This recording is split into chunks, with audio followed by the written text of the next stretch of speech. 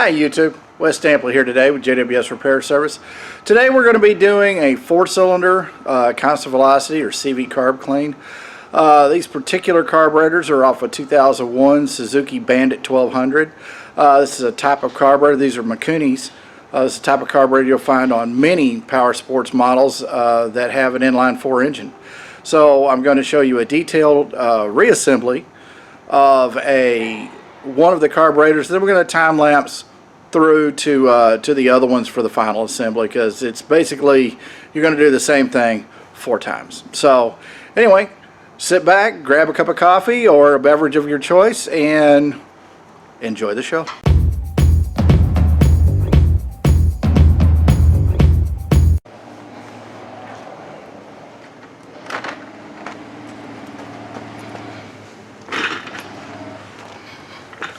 Okay, so here are our carburetors laid out, and whoops. Here are our carburetors laid out. You can only see one right here, but there are actually 3 others. One thing that I always do that's really important when before you disassemble is you'll see I've got a number 1 here. This next mat over has a 2, 3, and 4.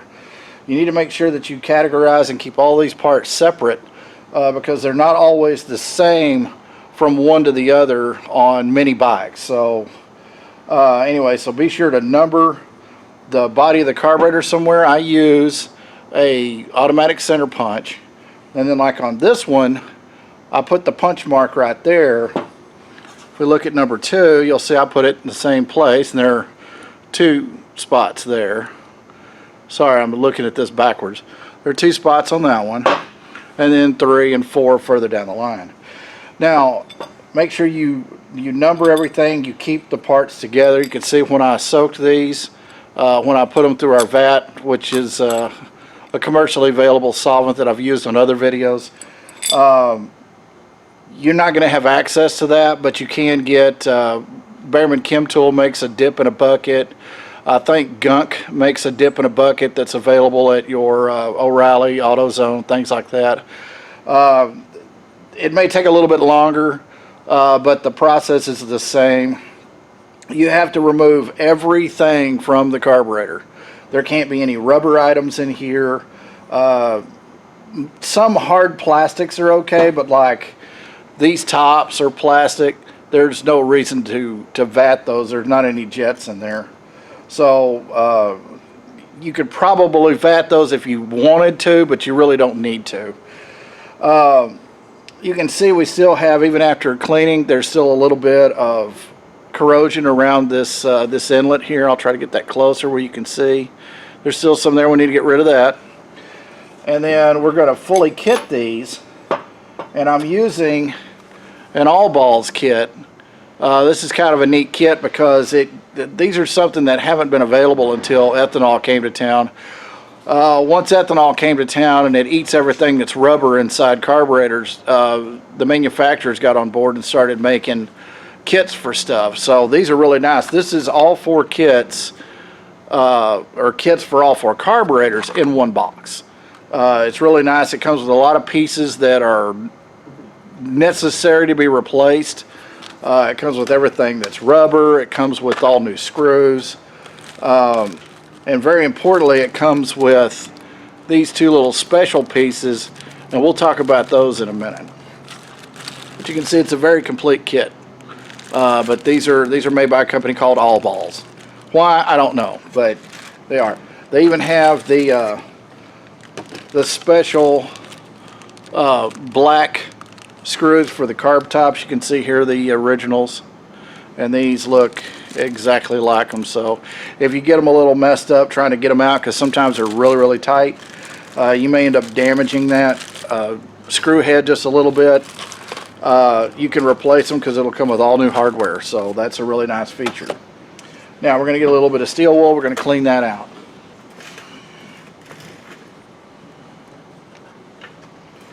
Now what I'm going to do is take my double-aught steel wool. This is available, you can get it at Walmart. It's in their craft section, I believe. And we're going to just clean this corrosion out of here.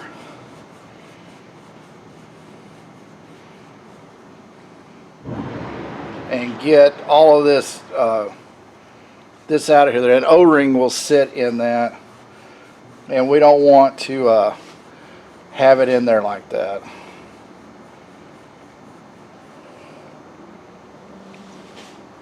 Okay, now you can see that this is clean now, where that seat needs to be, where that O-ring needs to seat, so we're not going to get anything in there. Now we need to spray that out, and I'm just going to use, this is a contact cleaner that we use, made by Maxima.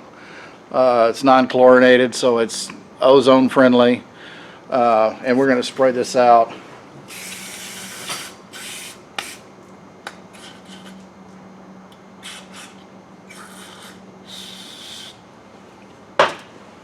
Like so, just to make sure there are not any shavings or anything in there, because we want this to be very, very clean. Now, we're going to go to our kit.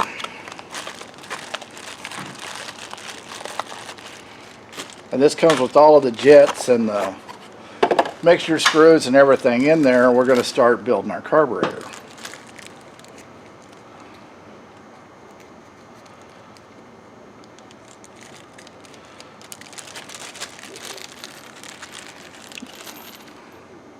Okay, some of the things you'll see in here.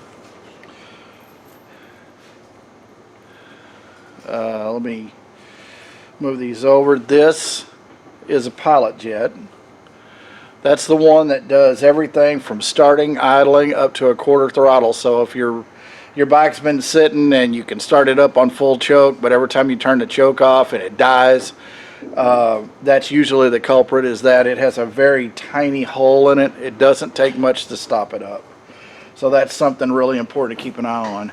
Now I am going to go ahead and confirm that though All Balls does a very good job of having the jetting correct, I'm going to go ahead and check the size on this pilot jet and make sure that it is correct before I put it in there. And it's showing that is a 15 pilot jet. That is immensely small.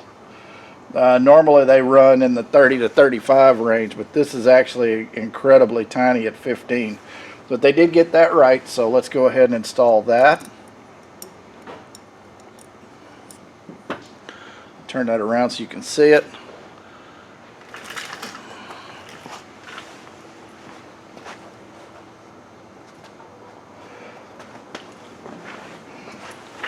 Okay. And I just want to screw this in until it's tight. I mean, you want it snug so it can't fall out, but don't go just too crazy on it, because it is brass and you can crack the ears off the sides of it, and I've seen that many times. Now here is our emulsion tube. We're going to, though it looks really clean, I always like to just polish them up to make sure that it's smooth and it doesn't cause the fuel to not mix with air properly. So I always like to just polish these off so that they're nice and clean, so that air and fuel can flow smoothly through there. Same thing, and spray it out with a little bit of cleaner. And I'm doing that away from the camera because that cleaner will damage plastic. It will, I've gotten it on my glasses before, and it actually will start to melt the plastic on the glasses and leave marks. So try to do it away from everything to make sure I don't get it on the camera or anything. So anyway, so this is our main jet. It appears to be something, I can't read that. They only gave us, now this carburetor is a 3-jet carburetor. I'll explain that here in a moment. Some carburetors, motorcycle carburetors, only have 2. This is a 3-jet carb, and basically what it has is the pilot jet that we already installed. Here we'll have an intermediate jet, which is just helps the transfer of fuel from going from idle to full throttle, which would be on your main jet. So this, the intermediate jet helps smooth out that transition between, so it's not so extreme. A lot of bikes don't require it, some bikes do, and this is one that apparently Suzuki felt that it did need to have an intermediate jet. So let's get our O-rings out.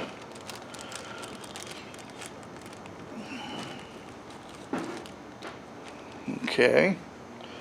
Let's see, there's 4 bowl gaskets. I'll set that one down and we'll put the other ones next to our other carburetors. Here are those 2 little special rubber pieces that go in the crossover tube, the fuel crossover tube, between the 2 center carburetors. And there's the other half of it. That's really important to have. These other 4 are for this tube, which is an aluminum tube. There are 2 of these. There's one that goes between from the center carburetors to the outside carburetors, and these have O-rings on them. Those need to be replaced because ethanol just eats everything up. So we'll go ahead and let me just dump these out because I'm not getting them out of the bag the way I want them. Okay. Here's the other 2 for the other 2 crossover, the other crossover tube. These slightly larger ones go right underneath the cap. I'll show you on that when I put the slide cover on.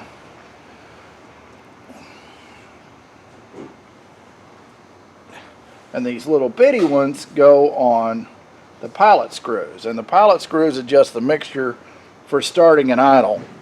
They don't adjust anything else. Everything else is fixed jetting. So the one thing the kit did not come with, which I'm a little disappointed with, is this O-ring for the emulsion tube. But luckily these O-rings seem to be just fine. Plus it doesn't, you need to have it in there, but it's not the end of the world if, I mean, this is really going to be sealed in here anyway just from the threads. I think this is more of just, instead of putting a washer in here to stop it like a lot of carburetors do, they just put the O-ring in there as a stopper. But before you put your emulsion tube and main jet in, make sure that the nozzle that's down in the center of that, I'll show you from this way. There's a nozzle. Well, it's just dark. Okay, that way you can see it. There's a nozzle right in the middle of the carburetor that's directly underneath this. This emulsion tube holds that nozzle in. Make sure that while you were doing the cleaning process that nozzle did not fall out. Now these don't want to come out, but I've had plenty of carburetors where that nozzle will literally just fall out if this tube is not in there. So just be aware that's not on the floor or anything, that the nozzle is actually in there for your emulsion tube to hold it in. Now we're going to put this emulsion tube in. Let me go ahead and tighten it down. Give me that 8, please. Thank you. Go ahead and tighten this down. And then we're going to remove the main jet. And that was fairly snug. We're going to remove that. Then we're just going to check the size on this, because you can see that this jet actually has some degradation on the brass itself. That's kind of wild. I've really seen wear on that. Lovely assistant, could you read this for me, because I can't read what that size says. I just want to confirm what's in the kit. That's my intermediate, but this is showing a 100.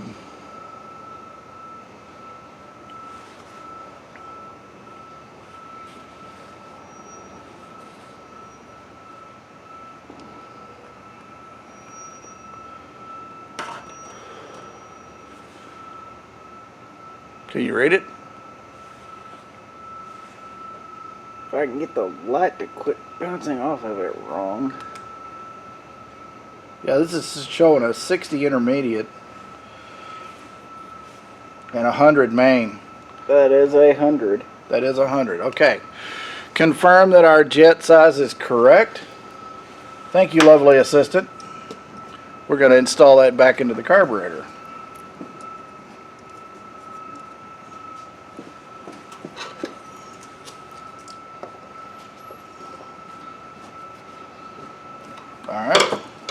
Now, we want to put our intermediate back in. We want to make sure we got the right one. This is a 60. I'm going to go ahead and run a wire through it since they did not supply those in the kit. That's odd that they didn't, but I've taken those out of the kit and sent it back. I don't know, but I'm just using a carb wire just to go around. I'm not trying to make the hole bigger. I'm just, there's a little bit of a serration to these wires. This is made by K&L. I get these on Amazon because our part supplier doesn't sell these anymore, so I get them off Amazon, but these things work great. And you just want to run it through and just make sure that there's not any goop in that jet. But okay, that jet looks nice and clean. I'm sure you can't see the hole in it. I'd have to zoom into like microscopic level there, but anyway, there is a hole in it. So we'll install that, or reinstall rather.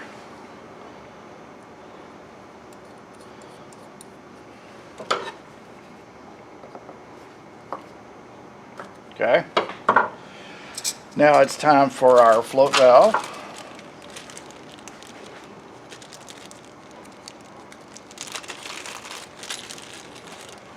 Let's move that little bitty O-ring so I don't hit it by accident.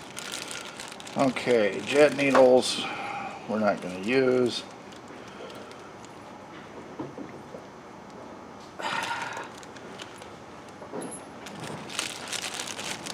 It was a little cold today and my hands aren't working too good. These are actually the slide needles. I typically don't replace these just because they really rarely ever get any wear on them.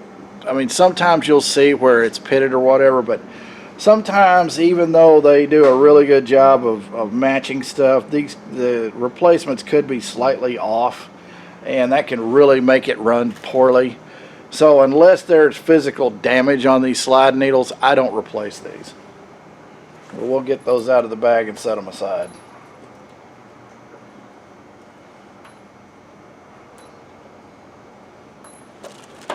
Now we'll take a float valve.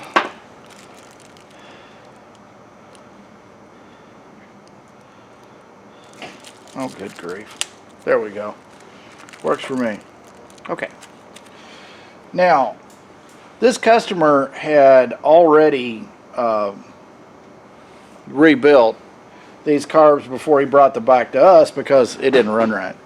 One thing you'll notice is that he bought kits online from somewhere, and you'll notice they're missing the little basket screen. And this little basket screen, while not 100% effective, does prevent a lot of problems from just the smallest debris, from maybe a little piece of trash gets through a fuel filter or something like that, and will stick this float valve. I would always want to make sure that I had that little screen if the manufacturer required it. If they didn't require it, they wouldn't have put it in the carburetor to start with. But he bought some kits from somewhere, I don't know where, but they weren't very complete. He basically said he got this float valve and a bowl gasket. So a pretty minimal kit that did not include the little baskets for the float valve. So anyway, you can also see a lot of the corrosion that's on the bottom of this. Supposedly these were freshly rebuilt just a couple of weeks ago. I have my doubts, but that's a lot of goop that's in there. So anyway, we'll take our new float valve and we'll replace that. Slide that in and make sure that these kits come with the O-rings pre-installed. You might just double check and make sure that your kit has the O-ring pre-installed. Because you can see there is supposed to be an O-ring on this to seal it. If that O-ring's not there, the carburetor is going to flood like crazy and there's not going to be anything you can do about it. Now, we're going to push that in. Now I need the little screw that holds it in, and I believe I have new ones for that as well.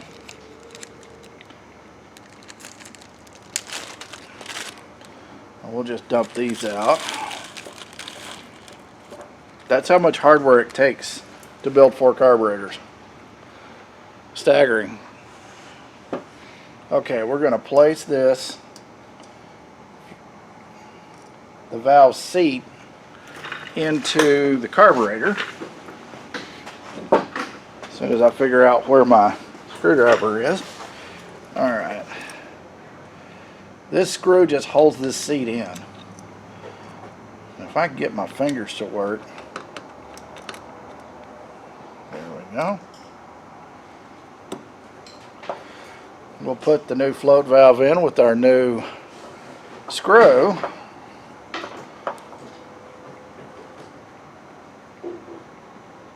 Well, we just want to tighten that firmly to make sure that it stays in there. Now it's time for the float itself and the actual float valve.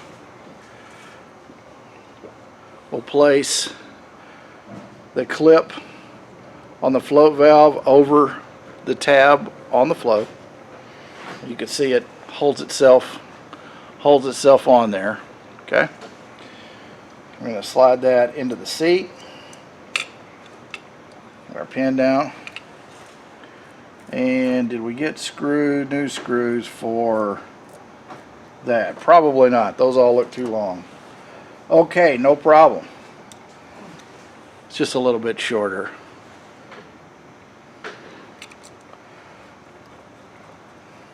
Alright. We'll tighten that up. That's good and snug. Now we're going to check our float level. And the way we want to check our float level is we want to hold the carburetor upside down and watch the float valve. And what you want to do is you want to see it seat off and stop moving and start compressing the pin right when the line on this float is parallel with this line of the carburetor. That'll be level. So I'm going to have to do that by looking at it, so you're not going to see me doing that, but trust me, I'm doing it right now. Most of the time you don't have to adjust these, and that would be the case this time. That is exactly where it needs to be. Now, to complete the bottom section of the carburetor, we're going to take our new pilot screw, spring, that itty bitty O-ring, excuse me, the itty bitty washer,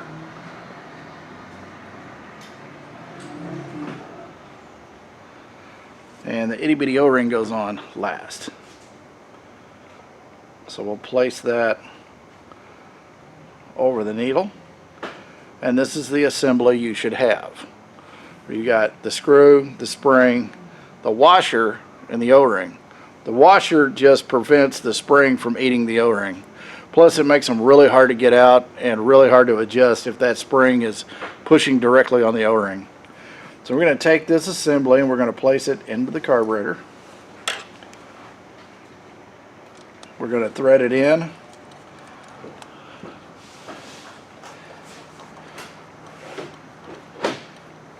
Until it stops. We're going to seat it lightly, not much pressure, and then we're going to turn it out 5 half turns. So that's 1, 2, 3, 4, and 5. And what that is, 5 half turns is 2.5 total turns. So in my previous video there was some confusion over that. I didn't realize that how I had said it wasn't necessarily. It was kind of confusing. Is it 2.5? Is it 5? But that's to do it again. Just to recap, that should be clear now that it's what that is. So yeah, we'll put our new bowl gasket in. Kind of get this set around so it'll sit in there. These shaped gaskets can give you fits sometimes because they're made to fit this exact curvature, and they make them a little bit bigger sometimes, so it's kind of like you have to make it fit in there. But once you get it set in there, it'll pretty much stay in there at this point. So we'll just put this back onto the carburetor, and then we'll get our new screws, and we'll put the bowl back on, and then we'll move to the top and we'll do that part.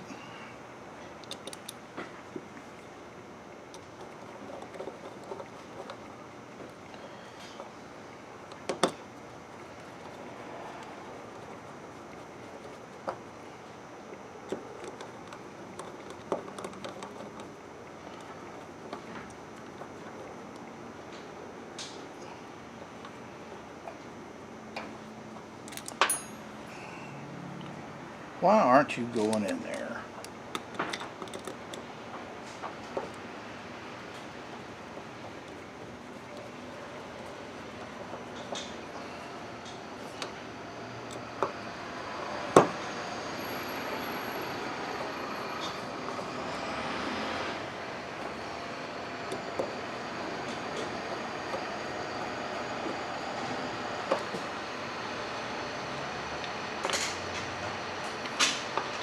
I'm just going to snug these all up real good. And we've completed the bottom part of the reassembly of the carburetor. Now, what I'm going to do is, while I'm here, is go ahead and put this, you can call it a choke plunger. It's actually a mixture enrichener. Yeah, I know that's kind of the same thing, but it's actually not. It doesn't just cut off the air or add more fuel. It adds extra of both, so it's like another jet in the carburetor for cold start. So the correct terminology for one that has a plunger like this is a fuel enrichener or mixture enrichener circuit. You wouldn't, I hear a lot of people call it a choke plunger, and even if they do, I know what they mean, but that's technically not correct, but that's okay. There's a lot of things that technically don't make sense either. So, all right, I'm just going to polish this off a little bit just so it doesn't stick. Same thing, I'm going to spray it off. And then we're going to reinstall this into this chamber that it goes in. This is where the enrichener goes. So we're going to put this back in. And unfortunately, the way they made these carburetors, it's so close where it mounts. It's also a plastic nut, so you don't want to get it really tight, but they made it where you can't really get a socket on there because it had to be like super thin wall socket, but that's okay because you really don't need to tighten it up that much. I'm just going to use a pair of needle nose, and I'm just going to snug this thing just a bit. It doesn't have to be overly tight. Like I said, it's a plastic nut.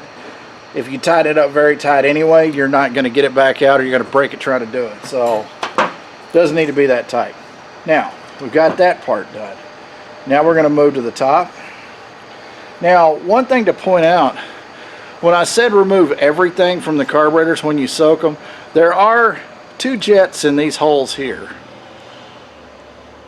I don't remove those. You might be asking me why, but you said you remove them all. Well, I do, all the fuel jets. These are actually air jets, and though you can remove them, they don't come in the kit. Matter of fact, I've never seen a kit that they did come in.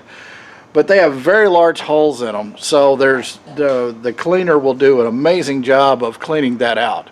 These meter air, they don't meter fuel. So there's no fuel really going to them, and there shouldn't ever be any fuel in them, so they don't really get gummed up. So that's why we don't really worry about pulling these out. A lot of times they're kind of tight. Sometimes the manufacturers will even put Loctite on them, and if you try to get them out, you probably have a fairly good chance of damaging them anyway. And like I said, since they don't come in any kit that I've ever seen, you would have to order those from the manufacturer and wait for those to come in. But like I said, these are air jets. They typically don't get any kind of varnish buildup in them anyway. So, but those, if you happen to see those 2 in there, I mean, I don't know if you can actually see those on camera or not, but you'll see them in here. They have a slot in them. They look just like, or very similar to the fuel jets, but they have very large holes in them. So it's not much chance those are going to get stopped up unless something catastrophic happens. But anyway, here's our slide needle. Now when you take this out, you need to inspect it, the diaphragm all the way around, make sure that it doesn't have any holes in it. I've seen these where they're just melted. That's either from possibly backfiring, trying to start one that has some gummed up carburetors and it's not running right. You try to dump fuel to it and whatever, it backfires. It can start a fire in the carburetor. It'll melt these diaphragms. Spraying certain things into the air box to try to make it start, which I see a lot of guys doing, which I don't recommend. They may spray something like Berryman in them. Behrman B12 Chem Tool, the spray stuff in the can, is very devastating to rubber. And what happens is, when this would be the side going to the air box, while you're spraying this stuff in here, now this carburetor has two fairly large holes, but just two little holes. Some of them have one big oval shaped hole here.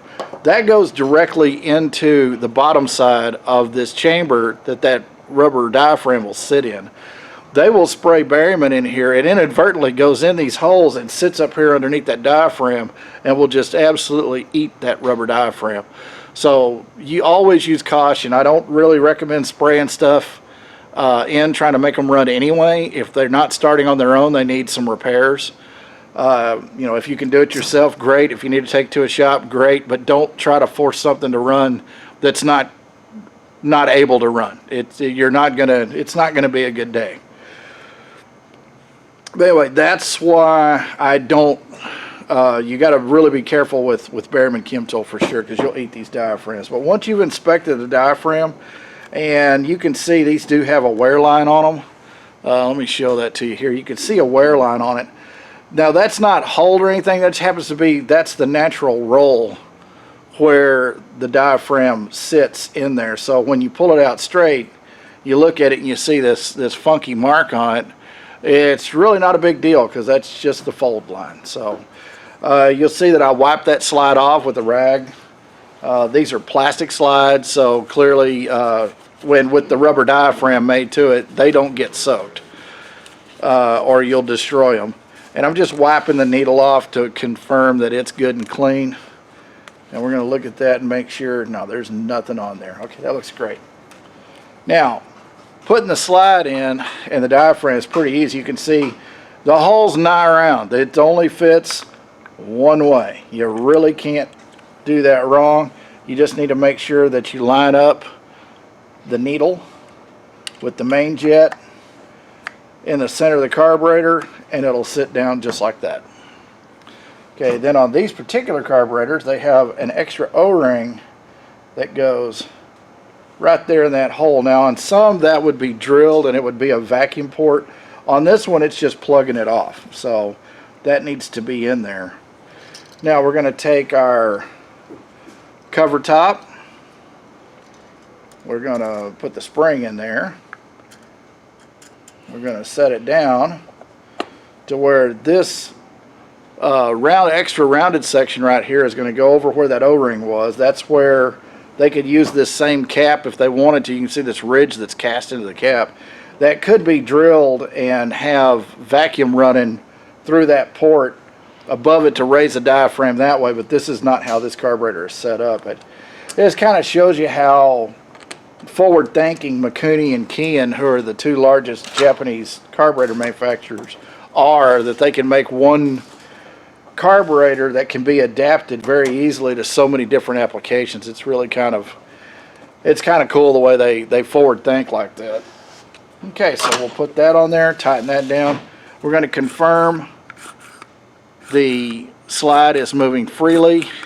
It's not just dropping super fast. That tells us that it is pulling a vacuum underneath that, but it does drop fairly quickly. Now if it's just freewheeling, or if when you raise this you hear a grinding noise, that can be that spring did not lay down in there nice and flat like it's supposed to. Now I'll show you again on this. The spring is really long. When you place it into the carburetor, it's going to compress inside this slide. Now it needs to go down there and stay in a straight line so that it can move back and forth freely. Sometimes they'll want to go sideways like this, and I have taken carburetors apart where the springs are just jumbled in there. Make sure you're not that guy, that you put it in there. Take your time, make sure you put it in there correctly, and everything works. All right, that is number one. So we're going to move on to number two, and I'm going to move the camera back, and you can just kind of see a montage of me installing these, because like I said, we're going to speed it up a bit and compress that. So hang on a second.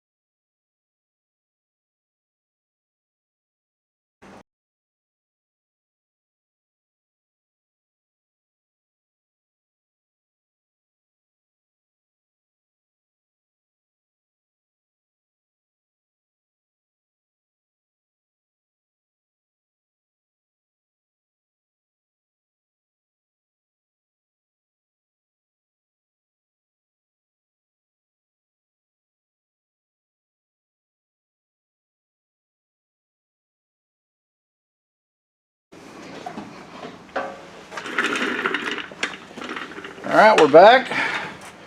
I couldn't find the O-ring for this emulsion tube, so I had to go on the hunt for it.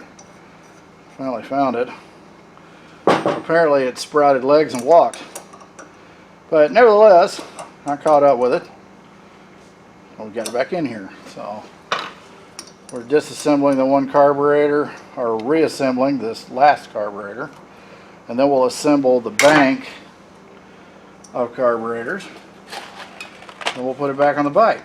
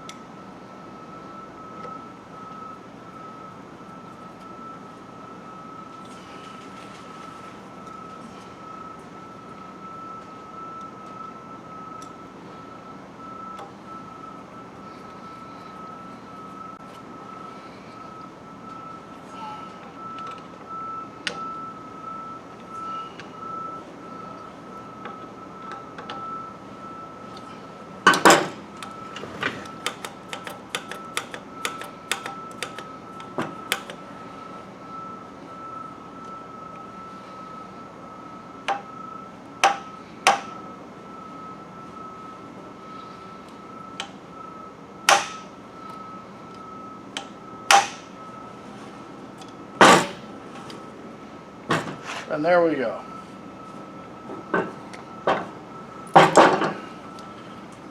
There's the whole carb bank fully reassembled. I went over some of that just as I was doing it, but hopefully you could see what was going on. But it's very important to make sure that you get all of these synchronizers. Let me just grab the camera and show you close up. You can actually see what we're doing here. This C-shaped piece is actually for this carburetor, whereas this carburetor, the linkage is right here in the middle. That's how you sync this carburetor to this carburetor to this carburetor to this carburetor, and they all have the spring set up in them, and that's the correct way to put it together. It should be the screw, the spring, bracket, the linkage for this carburetor, and then that spring, and then the bottom linkage for this carburetor. So that's how those go, and in the middle it's the same thing. It just syncs one to the other.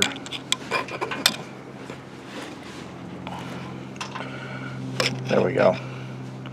But here's the middle section. There's your spring, the plunger, or not the plunger, but the bracket. There's a little bit of a gap. This is the linkage for this carburetor. This is the linkage for the throttle shaft, which is on this carburetor. And then here's the bottom section of it, and the spring is in the middle. So you see the spring should be underneath this one, and this piece should be between the spring. Stop going out of focus. This should be between this spring and the adjuster screw. So don't get your spring down here where it's metal to metal on this, and don't get this part of the linkage in the coils of the spring where it's part way through. But that's important. We're